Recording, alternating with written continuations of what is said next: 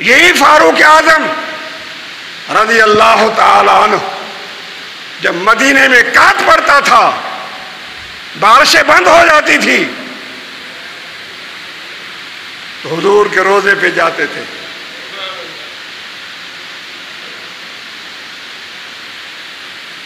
اور حضور علیہ الصلوۃ والسلام کی بارگاہ میں حضور کا وسیلہ، اللہ کی بارگاہ میں حضور کا وسیلہ لیتے تھے. پھر فاروق اعظم اور پھر سیدنا عباس رضی اللہ تعالی حضور کے چچا ہے، سگے چچا ہے، جب مدینے میں قحط پڑ گیا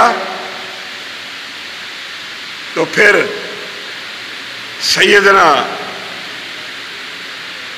عباس رضی اللہ تعالیٰ عنہ جو حضور کے چچا ہیں، ان کا وسیلہ لے کر اللہ کے دربار میں دعا فرماتے. وہ دعا کے الفاظ میں آپ کو بتا دیتا ہوں، غور کریں. یہ صحابہ کرام وسیلہ مانگتے تھے، انہی کے وسیلے سے اللہ سے دعا کرتے تھے. اور آج وسیلے کو کفر و شرک کہا جاتا ہے تو ان صحابہ کرام پہ کیا فتویٰ لگے گا؟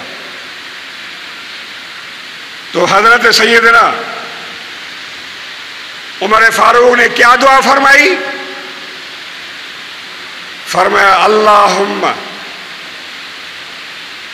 انا کننا نتوسل الیک بنبینا محمد صلی اللہ علیہ وسلم اذا قحطنا فتسقینا. یا اللہ، جب کوئی قحط آتی تھی مدینے میں، بارش نہ برستی تھی، لوگ مرنے لگتا تھے، تو ہم تیری دربار میں اللہ کے نبی کا وسیلہ بناتے تھے، اسی کے واسطے سے آپ سے سوال کرتے تھے. فتسقینا، تو بارش ہو جاتی تھی، دنیا سبز ریز ہو جاتی تھی، جانور خوش ہو جاتے تھے، لوگ خوشحال ہو جاتے تھے. اور اب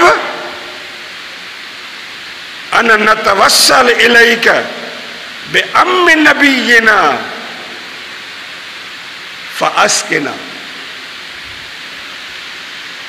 یا اللہ، اب ہم اپنے نبی کے چچا کا وسیلہ دیتے ہیں، اس چچا کا وسیلہ دیتے ہیں، بارش برسا دے.